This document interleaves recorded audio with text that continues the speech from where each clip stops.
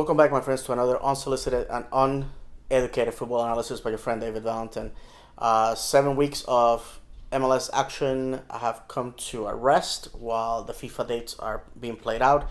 Pedro Galese has gone to be with Peru, Sebas Mendez with Ecuador, Wilfredo Rivera with Puerto Rico, and Daniel Rosario, who is a OSB player that is playing with the under 23s. He has also joined Puerto Rico. Worthy to mention because he remains with the club's umbrella. News that are worthy to be mentioned: Jonathan Suarez, who is a player from Cholos de Tijuana in Liga MX, who was on loan in Orlando City, who was supposed to be playing this season as left back. And as many of you know, he was arrested alongside with his brother for sexual assault before the preseason started. Has been found not guilty. He let people know this on his Instagram with a video in Spanish. I shared the news on social media. By the way, in the eyes of the law, he is not guilty. I checked into the Florida's legal code of why this is, and basically what it is if you go to a trial and you're found not guilty in the eyes of the law, well, you didn't do it. And that's as simple as that. Now, in his case, the state prosecution's office decided not to take this into the process because he felt that it wasn't a solid case and it was going to be struck down. And what happens is they probably felt the witnesses were not reliable. Their testimony wasn't going to withstand scrutiny in a court of law. They found other evidence that could compromise the veracity of what happened, or the witness or the victims are not willing to testify. There's a barrage of things that can happen. That they're gonna make that decision, and at that point, the person is declared not guilty. You gotta remember that in the U.S. Court system, there's no innocent. If even if you didn't do it, you're declared not guilty because that's just that's how our system works. And the other opportunity that you will be found not guilty without having to go to trial is if the prosecution still pushes the case and the judge decides there's not enough evidence, or I feel that this is not a solid case, and it strikes it down. Difference between the first example and the second example is the second example, the guilty party will have to obviously incur in the cost of getting a lawyer, etc., while the first thing is just done. So, like I said, I wasn't there. Nobody has been. There's only 4 people in this world that know exactly what happened. I wish him the best. And like a friend of the internet told me, if this individual had such poor judgment, I don't think he would have fit properly in a team full of church-going married men. And I agree. I'm not going to say his name, but buddy, you're absolutely correct on that. Even though I felt that on the football pitch probably could have used his services. That said, the following news is Daryl Dike. Orlando City has said that it will be returning in the month of June back with Orlando City. Daryl Dike, as some of you know, or many of you know, was with Barnsley in the English Championship League. This is the second division of the English Pyramid. And unfortunately for Barnsley, they were unable to progress in their push to get promotion to the Premiership. And so the loan is over. Daryl was there between December and May, so that's quite some time playing football. Now he is with the U.S. national team camp in June, and once that's over, he will be returning to us. What's going to happen? Is he going to be sold? Is going to play in Orlando City a significant amount of games? We don't know. I have to tell you, whatever the decision is, I want what's best for Daryl. The situation he's returning to is a different one. The Will family, obviously, by the end of June, will have a solid grasp of the team. You know, the sale will be completed, and they have the checkbook open. The summer window opens June 9th. So a lot of sources have said that the Will family has the checkbook open and pen in hand. It is very, very clear that a natural number nine is needed in the club. I felt that the loss at Red Bull, which we're going to talk about, um, was there due to the fact that we are not scoring goals. And if you look at all the games that we've had, with the exception of the game against Cincinnati, basically they are one game goals. Oh well, obviously the first game of the year against Atlanta we failed to score, but it's games where we score one goal, defend, bulk up, they don't score, and we get the 3 points.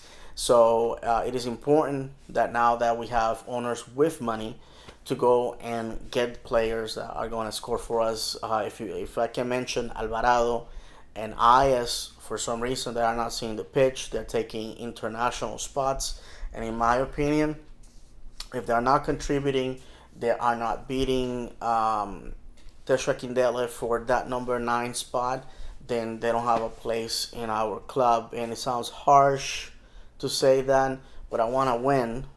I want to go win games. I want to be on top of the table. I want to lift silverware, and we're not going to be able to do that if we don't score goals. And that's definitely a problem that Oscar Pareja has acknowledged is a problem.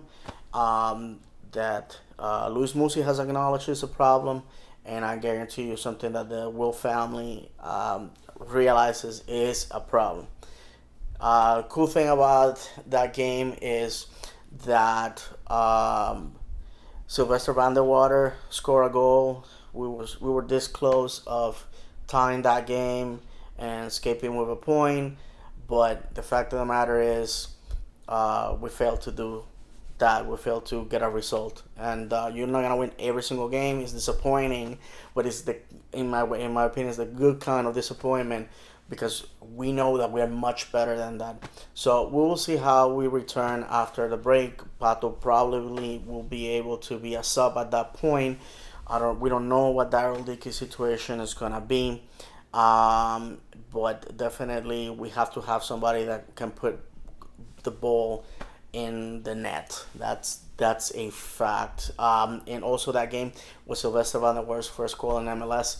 I left that game with the opinion that he cannot be a sub. He is definitely a starter, hands down.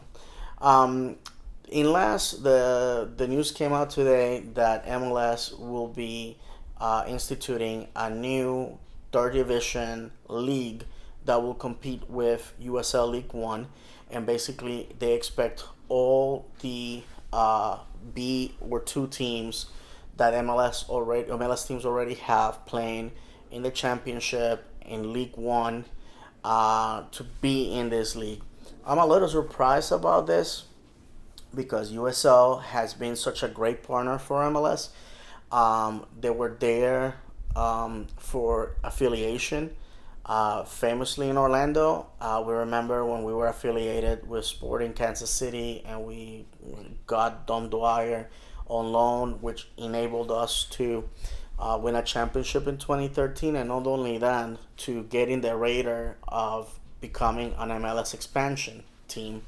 Um, Also, USL created a pyramid with the Championship, League One, and League Two. That's second, third, and fourth division in the United States.